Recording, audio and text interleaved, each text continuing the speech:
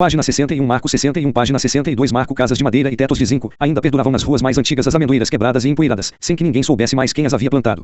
Enquanto o pai colocava em ordem o povoado e a mãe consolidava o patrimônio doméstico com a sua maravilhosa indústria de galinhos e peixes açucarados, que 2 vezes por dia saíam de casa enfiados em politos, Aureliano vivia horas intermináveis no laboratório abandonado, aprendendo por pura pesquisa a arte da ourivesaria. Tinha crescido tanto que em pouco tempo deixou de lhe servir a roupa abandonada pelo irmão e começou a usar a do pai, mas foi necessário que Visitação fizesse banhas nas camisas e pregas nas calças, porque Aureliano não tinha puxado a corpulência dos outros. A adolescência havia tirado a doçura da sua voz e o tornara silencioso e definitivamente solitário, mas por outro lado tinha restituído a expressão intensa que teve nos olhos ao nascer. Estava tão concentrado nas suas experiências de ourivesaria que mal abandonava o laboratório, e só para comer. Preocupado com o seu ensimesmamento, José Arquédio Buendia deu-lhe as chaves da casa e um pouco de dinheiro, pensando que talvez fosse falta de mulher. Mas Aureliano gastou o dinheiro em ácido muriático para preparar água régia, e embelezou as chaves com um banho de ouro. As suas esquisitices, no entanto, mal eram comparáveis às de Arquédio e Amaranta, que já tinham começado a trocar os dentes e ainda andavam o dia inteiro agarrados às mantas dos índios, teimosos na sua decisão de não 62 Página 63 Marco falar o castelhano e sim a língua índia. Você não tem do que se queixar, dizia Úrsula ao marido. Os filhos herdam as loucuras dos pais. E enquanto se lamentava da má sorte, convencida de que as extravagâncias dos filhos eram uma coisa tão terrível quanto um rabo de porco, Aureliano fixou nela um olhar que a envolveu numa aura de incerteza. Alguém vai chegar, disse. Úrsula, como sempre que ele expressava um prognóstico, tratou de esfriá-lo com a sua lógica caseira. Era normal que alguém chegasse. Dezenas de forasteiros passavam diariamente por Macondo, sem suscitar inquietações nem antecipar avisos secretos.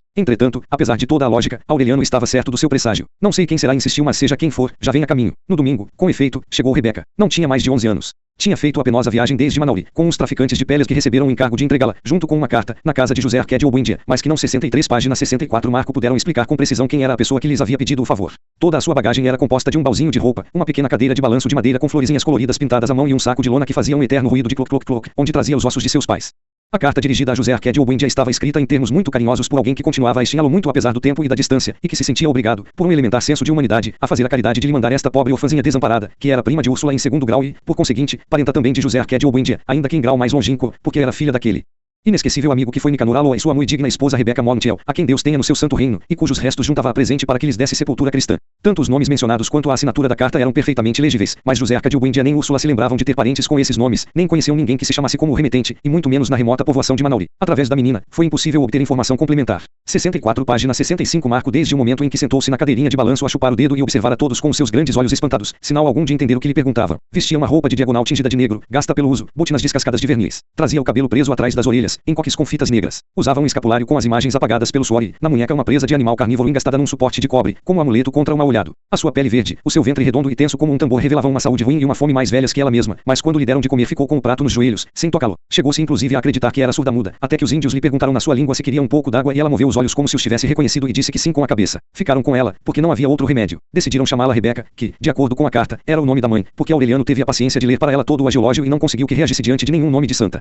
Como naquele tempo não havia cemitério em Macondo, pois até então não havia morrido ninguém, conservaram um saco de lona com os ossos, à espera de que houvesse um lugar digno 65 Página 66 Marco para sepultá-lo, e durante muito tempo eles rolaram por toda parte e se encontravam onde menos se esperava, sempre com o seu eloquente cacarejo de galinha choca. Muito tempo correu até que Rebeca se incorporasse à vida familiar. Sentava-se na cadeirinha de balanço chupando o dedo, no canto mais escondido da casa. Nada lhe chamava a atenção, salvo a música dos relógios, que de meia em meia hora procurava com os olhos assustados, como se esperasse encontrá-la em algum pedaço do ar. Não conseguiram que comesse, durante vários dias. Ninguém entendia como não tinha morrido de fome, até que os índios, que percebiam tudo, porque percorriam a casa sem parar, com seus pés sigilosos, descobriram que Rebeca só gostava de comer a terra úmida do quintal e as tortas de cal que arrancava das paredes com as unhas. Era evidente que seus pais, ou quem quer que a tivesse criado, tinham-lhe repreendido esse hábito, pois o praticava às escondidas e com consciência de culpa, procurando guardar as rações para comê-las quando ninguém visse. A partir de então, submeteram-na a uma vigilância implacável. Derramavam fel de vaca no quintal e untavam de pimenta as paredes, acreditando curar com esses métodos o seu vício pernicioso, mas ela deu tais provas de astúcia e engenho para procurar a terra que Úrsula se viu forçada a empregar recursos mais drásticos. Punha suco de laranja com ruibarbo numa panela, que deixava ao sereno uma 66 Página 67 Marco noite inteira, e lhe dava a poção no dia seguinte, em jejum. Ainda que ninguém lhe tivesse dito que aquele era o remédio específico para o vício de comer terra, pensava que qualquer substância amarga no estômago vazio tinha que obrigar o fígado a reagir.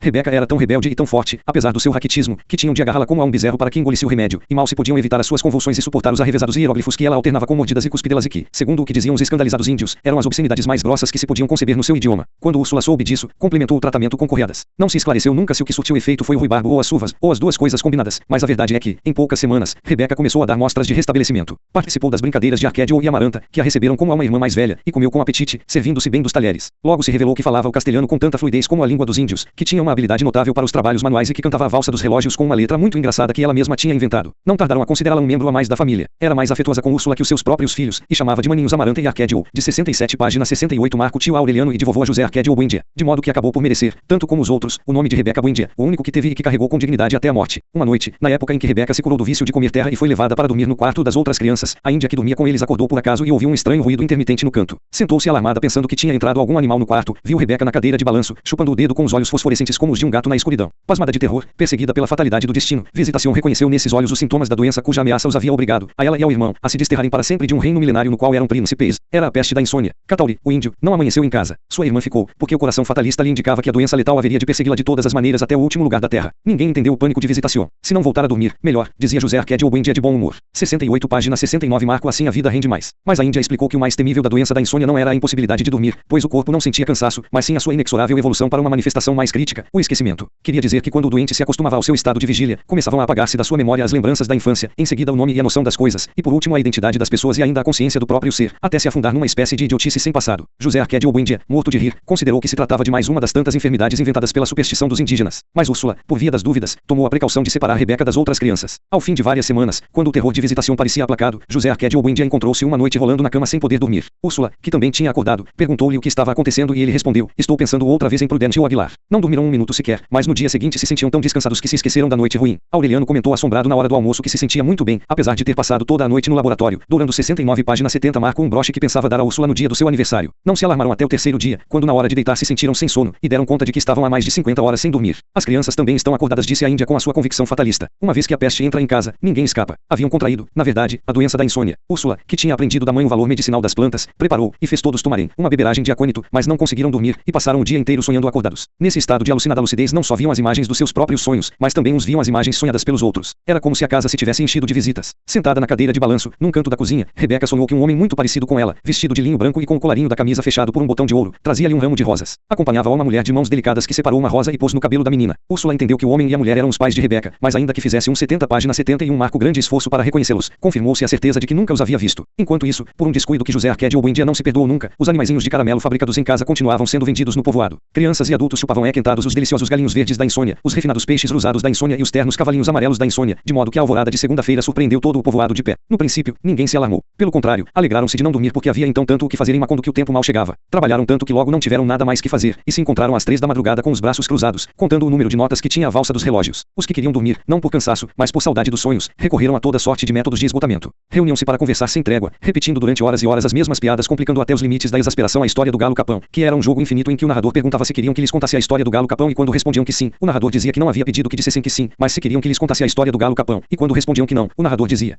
que não lhes tinha pedido que dissessem que não, mas se 71 página 72 Marco queriam que lhes contasse a história do capão, e quando ficavam calados o narrador dizia que não lhes tinha pedido que ficassem calados, mas se queriam que lhes contasse a história do galo capão, e ninguém podia ir embora porque o narrador dizia que não lhes tinha pedido que fossem embora, mas se queriam que lhes contasse a história do galo capão, e assim sucessivamente, num círculo vicioso que se prolongava por noites inteiras. Quando José Arquédio Buendia percebeu que a peste tinha invadido a povoação, reuniu os chefes de família para explicar-lhes o que sabia sobre a doença da insônia, e estabeleceram medidas para impedir que o flagelo se alastrasse para as outras povoações do Pantanal. Foi assim que se tiraram dos cabritos os sininhos que os árabes trocavam por papagaios, se puseram na entrada do povoado, à disposição dos que desatendiam os conselhos e as súplicas dos sentinelas e insistiam em visitar a aldeia. Todos os forasteiros que por aquele tempo percorriam as ruas de Macondo tinham que fazer soar o sininho para que os doentes soubessem que estavam salvos. Não se lhes permitia comer nem beber nada durante a sua estada, pois não havia dúvidas de que a doença só se transmitia pela boca, e todas as coisas de comer e de beber estavam contaminadas pela insônia. Desta forma, manteve-se a peste 72 página 73 Marco circunscrita ao perímetro do povoado. Tão eficaz foi a quarentena, que chegou o dia em que a situação de emergência passou a ser encarada como coisa natural e se organizou a vida de tal maneira que o trabalho retomou o seu ritmo e ninguém voltou a se preocupar com o inútil costume de dormir. Foi Aureliano quem concebeu a fórmula que havia de defendê-los, durante vários meses, das evasões da memória.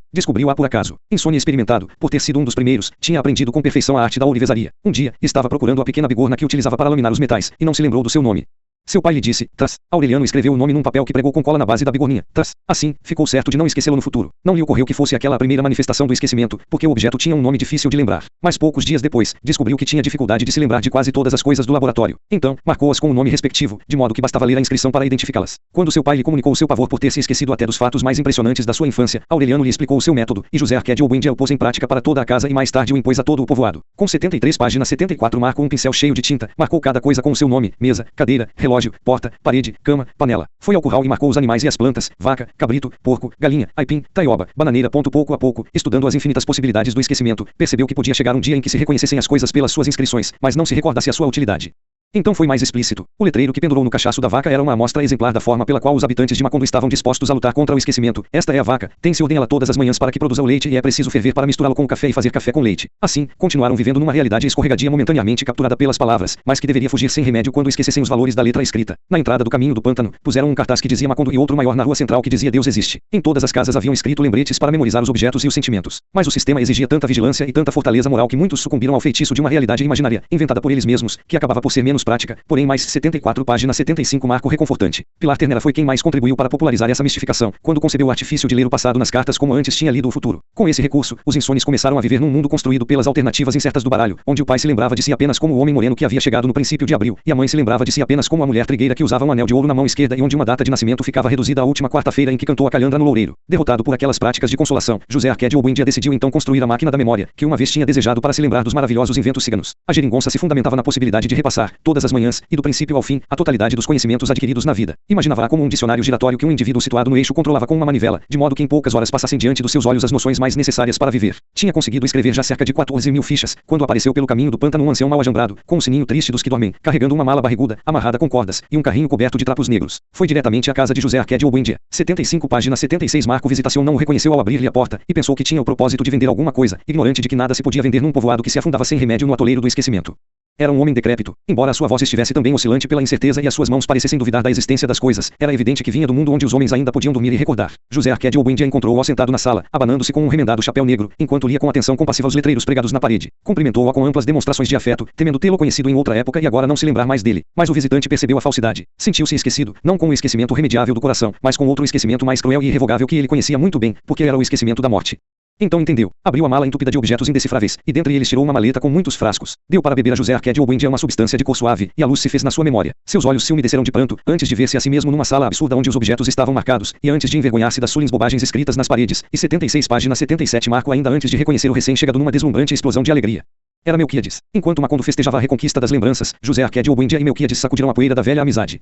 O cigano estava disposto a ficar no povoado. Tinha estado à morte, realmente, mas tinha voltado porque não pôde suportar a solidão. Repudiado pela sua tribo, desprovido de toda a faculdade sobrenatural como castigo pela sua fidelidade à vida, decidiu se refugiar naquele cantinho do mundo ainda não descoberto pela morte, dedicado à exploração de um laboratório de daguerreotipia. José Arquédio Obuendia nunca tinha ouvido falar desse invento, mas quando se viu a si mesmo e a toda a sua família plasmados numa idade eterna sobre uma lâmina de metal com reflexos, ficou mudo de espanto. Dessa época data o oxidado daguerreotipo em que José Arquédio Obuendia com o cabelo arrepiado e cinzento, o engomado colarinho da camisa fechado por um botão de cobre, e uma expressão de solenidade assombrada, e que Úrsula descreve a morta de rir como um general assustado. Na verdade, José Arquédio Obuendia estava assustado, na diáfana manhã de dezembro em que lhe fizeram o daguerreotipo porque pensava que a pessoa se ia gastando pouco a pouco que à medida que a sua imagem passava para as placas metálicas. 77 página 78 marco por uma curiosa inversão do costume, foi Úrsula que lhe tirou aquela ideia da cabeça, assim como foi também ela quem esqueceu as antigas mágoas e decidiu que Melquíades ficaria na casa deles, embora nunca permitisse que lhe fizessem um daguerreotipo porque, segundo as suas próprias palavras textuais, não queria ficar para a chacota dos nitos. Na manhã, vestiu as crianças com as suas melhores roupas, impôs-lhes a cara e deu uma colherada de xarope de tutano a cada um, para que pudessem permanecer absolutamente imóveis durante quase 2 minutos diante da aparatosa câmara de Melquíades. No daguerreotipo familiar, o único que sempre existiu, Aureliano apareceu vestido de veludo negro, entre Amaranta e Rebeca. Tinha a mesma languidez e o mesmo olhar clarividente que haveria de ter, anos mais tarde, diante do pelotão de fuzilamento. Mas ainda não havia sentido a premonição do seu destino. Era um ourives experimentado, estimado em todo o Pantanal pelo preciosismo do seu trabalho. Na oficina que compartilhava com o disparatado laboratório de Melquíades, mal se ouvia ele respirar.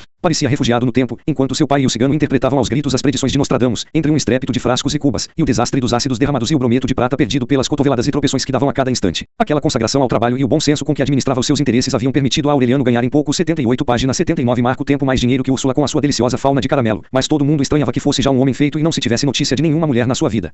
Na verdade, não tinha tido. Meses depois, voltou Francisco, o homem, um ancião errante de quase 200 anos, que passava com frequência por Macondo, divulgando as canções compostas por ele mesmo. Nelas, Francisco, o homem, relatava com detalhes minuciosos os fatos acontecidos nos outros povoados do seu itinerário, de Manauri até os confins do Pantanal, de modo que se alguém tinha um recado para mandar ou um acontecimento para divulgar pagava-lhe 2 centavos para que o incluísse no seu repertório. Foi assim que Úrsula ficou sabendo da morte de sua mãe, por puro acaso, numa noite em que escutava as canções com a esperança de que dissessem algo sobre o seu filho José Arquédio. Francisco, o homem, assim chamado porque venceu o diabo num desafio de improvisação de cantos, e cujo verdadeiro nome ninguém soube, desapareceu de Macondo durante a peste da insônia e certa noite apareceu sem aviso na taberna de Catarino. Todo o povo foi escutá-lo, para saber o que tinha acontecido no mundo. Nessa ocasião, chegaram com ele uma mulher tão gorda que 4 índios tinham que levá-la carregada numa maca, e uma mulata adolescente de aspecto desamparado que a protegia do sol com uma sombrinha. Aureliano foi essa noite à taberna de Catarino. 79 página 80 Marco encontrou Francisco, o homem, como um camaleão monolítico, sentado no meio de um círculo de curiosos. Cantava as notícias com a sua velha voz desencordoada acompanhando-se com o mesmo acordeão arcaico que ganhara de Sir Walter Raleigh nas Guianas, enquanto marcava o compasso com os seus grandes pés andarilhos gretados pelo salitre. Diante da porta do fundo, estava sentada, e se abanava em silêncio, a matrona da maca. Catarino, com uma rosa de feltro na orelha, vendia à freguesia canecas de garapa fermentada e aproveitava a ocasião para se aproximar dos homens e pôr a mão onde não devia. Por volta da meia-noite o calor era insuportável. Aureliano escutou as notícias até o fim, sem encontrar nenhuma que interessasse à sua família. Dispunha-se a voltar para casa quando a matrona lhe fez um sinal com mão. Entre você também, disse a ele.